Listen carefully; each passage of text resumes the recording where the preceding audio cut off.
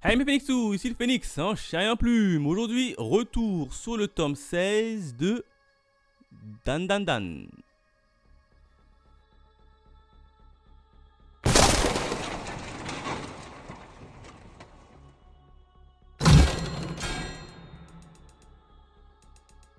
Comme d'habitude, retour sur la jaquette, jaquette qui est assez sympa. Bon, comme d'habitude, on a l'habitude d'avoir exactement les mêmes personnages sur la jaquette que les personnages qui sont évidemment en format couleur, et ça c'est vraiment dommage. Là, on a qui? On a simplement la déléguée qui tape la petite pause, et derrière on a simplement le nouveau prof qui est venu dans le tome précédent. Alors, je vous le dis tout de suite, ces deux personnages ne seront absolument pas dans dans le manga, en tout cas dans le tome 16. Bon, quatrième de couverture, on a Momo qui fait un peu un jeu façon un peu interville et qui saute sur une espèce de plateau de biscuits, mais ça j'y reviendrai dans la partie review. Quand on ouvre le petit manga, eh ben, on a deux pages en couleur comme d'habitude. On retrouve la déléguée dans la même posture que la jaquette, et ça franchement c'est vraiment dommage. Et quand on tourne la page, on a tout simplement le nouveau prof exactement pareil dans la même posture, ce qui est encore une fois dommage. Mais il y a quand même pas mal de bonus, puisque quand on fait tomber la jaquette, hop, et on a tout simplement Rokuro. Qu'est devenu Rokuro?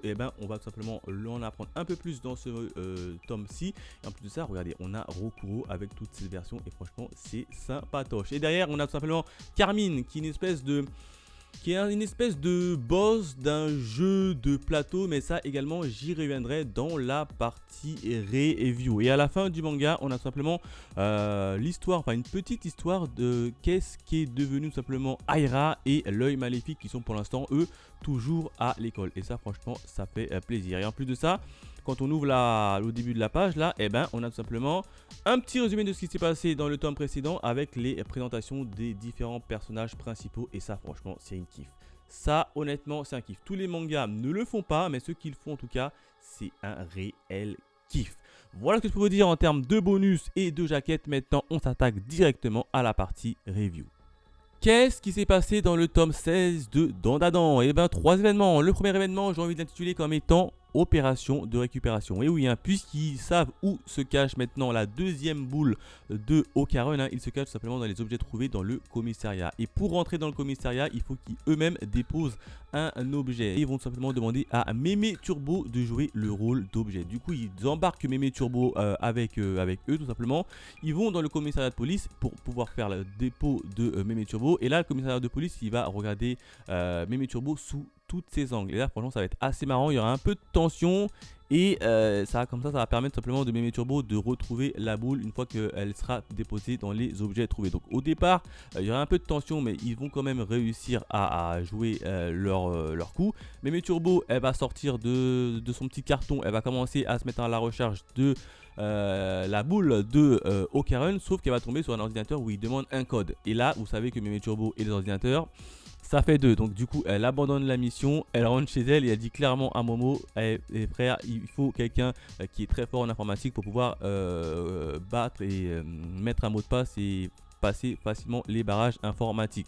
Du coup, pendant ce temps-là, ils se sont dit, mais il faut qu'on te remplace par un autre objet, parce que là, si tu es sorti et qu'on s'aperçoit qu'il y a un objet qui a disparu, ça va un peu créer une petite soupçon au niveau du policier, qui lui-même est déjà très... Il y croit pas trop, quoi. Il sait qu'il y a un petit loup, mais il sait pas d'où est-ce que le loup sort. Du coup, ils vont aller à la supérette en espérant trouver une espèce de petit objet pour remplacer Mémé Turbo qui s'est barré. Et en rentrant dans la supérette, devinez ce qu'il voit? Il voit tout simplement Rokuro. Et oui, Rokuro travaille dans une supérette. Et là, on nous explique comme quoi que Rokuro, il a été banni de son groupe tout simplement parce qu'il a une façon de penser un peu différente de la leur, et du coup, pour eux, il est un peu, il est mauvais. Du coup, ils l'ont littéralement jarté de leur groupe et il est obligé de subvenir à ses besoins de manière tout seul. Et là, ils vont demander l'aide tout simplement à Rokuro de venir les aider à percer à jour l'ordinateur qui est protégé par un mot de passe. Rokuro, il accepte, pas de problème, il y va. Et là, au moment où tout simplement il arrive à récupérer les données dans l'ordinateur, il ressort, et tu as l'autre policier qui arrive et qui s'interpose. Et là, franchement, ça va être un jeu de tension extraordinaire puisque tu as un faux policier et un vrai policier. Le vrai policier va dire mais qui es-tu? Qu'est-ce que tu fais là? Pourquoi tu rentres par effraction chez moi, etc. Et là, Rokuro, franchement, il va bien la jouer. Hein. Grâce à sa fusion avec la nano skin là qu'il a, eh ben, il a plutôt bien joué Filou. Il a fait croire tout simplement au vrai policier qui venait d'un autre commissariat et pourtant c'est plutôt passé crème. Ça, franchement, il faut dire. Heureusement que Rokuro était avec eux parce que sinon ça allait être très compliqué. Du coup, Momo, Okarun et Rokuro arrivent plutôt bien à s'extirper de là. Et Rokuro a appris une information très capitale et tout simplement que l'objet auquel Momo et Okarun cherchent, hein, la boule, a déjà été récupérée et a été récupérée par un certain Unji Zuma. Le deuxième événement, j'ai envie de l'intituler comme étant à la recharge d'Unji Zuma. Et oui, hein, puisque c'est lui qui a récupéré la boule, donc du coup, t'as Momo et Okarun qui se mettent à sa recherche. Et là, ils apprennent tout simplement que, en fait, il est dans un autre lycée voisin. Alors, il se dirige vers ce lycée voisin et là, ils arrivent au lycée. Franchement, c'est un lycée de racailles. Ça m'a fait beaucoup penser au lycée dans la série Belzebub où à chaque fois tout le monde se bat. Et bien là, c'est pareil. Dès qu'ils arrivent, tout le monde se bat. Et là, évidemment, ils vont être pris à partie par un groupe. Et ça va un peu dégénérer. Mais heureusement pour eux, il y a un autre gars d'une autre classe assez balèze qui va venir et qui va dire excuse-nous, il n'y a pas de problème. Nous, en fait, on respecte les femmes, donc on voulait pas trop vous forcer la main. Donc là, après ça va se calmer. T'as Momo qui va leur demander est-ce que vous connaissez pas un certain Unji Zuma? Puis le gars il va leur répondre et va dire lui là-bas c'est un gars de sa glace et son bras droit va le voir, il pourra mieux te renseigner. Du coup ils vont le voir et puis là tout de suite le gars du bras droit il dit oui je le connais, il n'y a pas de problème, mais le problème c'est qu'il est un peu bizarre, hein. Depuis quelques temps il se transforme en façon un peu monstre. Et du coup, Momo a lui fait voir un peu la transformation d'Okarun. Et là, Momo s'aperçoit que tout simplement, le gars en question a la capacité également de voir tout ce qui est un peu zombie et être et fantôme. Et là, elle se dit où est-ce que je peux le trouver? Et là, franchement, elle dit très clairement, je ne sais pas. Du coup, t'as Momo et Okarun qui repartent, hein, qui se baladent dans la rue.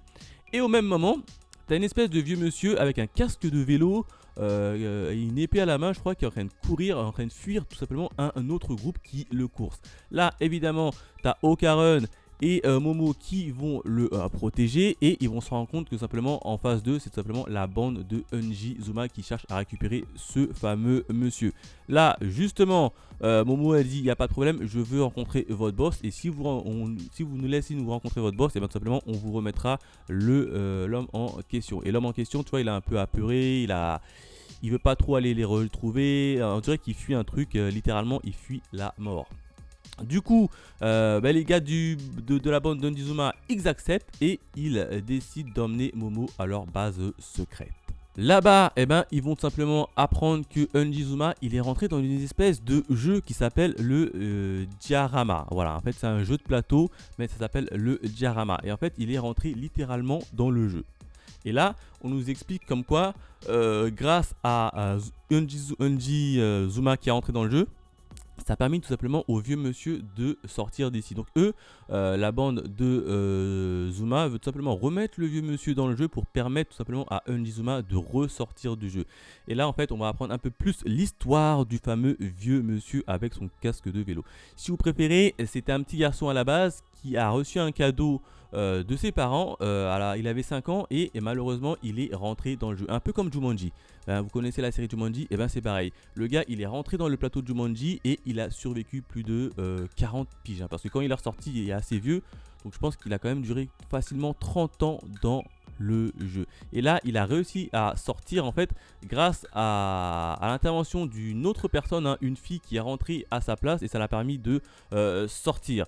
Du coup Unji Zuma lui il est rentré, ça a permis également à la fille de sortir. Et le gars en fait il a vécu pendant 30 ans dans le jeu, il a absolument pas envie de rentrer dans un jeu assez dangereux, il y a pas mal d'extraterrestres, de zombies, de monstres et lui ça fait 30 ans qu'il est dans le jeu, il en a marre, il veut tout simplement rentrer chez lui. Et là franchement ça se comprend, hein. C'est comme Jumanji, hein, le gars Alan Parrish quand il est sorti de Jumanji, ça fait longtemps qu'il était rentré dans le jeu et il avait plus vraiment envie de rentrer dans le jeu, hein, vu que là-dedans c'est très très dangereux.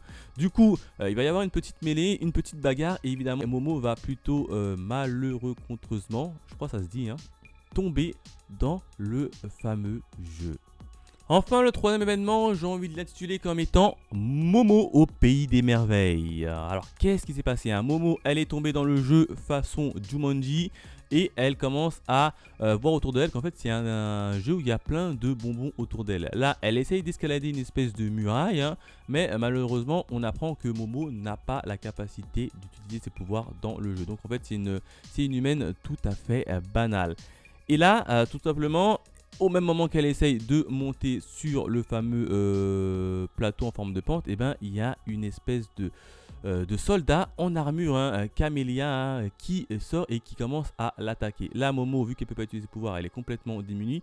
Et il a fallu l'intervention d'un jeune homme qui vient la sauver avec un petit parapluie et qui détruit assez facilement le boss. Et là, on apprend tout simplement que cette personne, c'est tout simplement Unji Zuma. Et là, Momo, elle lui demande de lui rendre tout simplement la fameuse boule d'Okarun. Et là, Unji Zuma, il dit: je ne peux pas, j'ai une mission à réaliser, je dois tout simplement détruire le jeu. Et là, en fait, ils comprennent tout simplement qu'ils sont dans une espèce de jeu et que pour pouvoir sortir de là, ils n'ont pas d'autre choix que de terminer le jeu un peu façon Jumanji.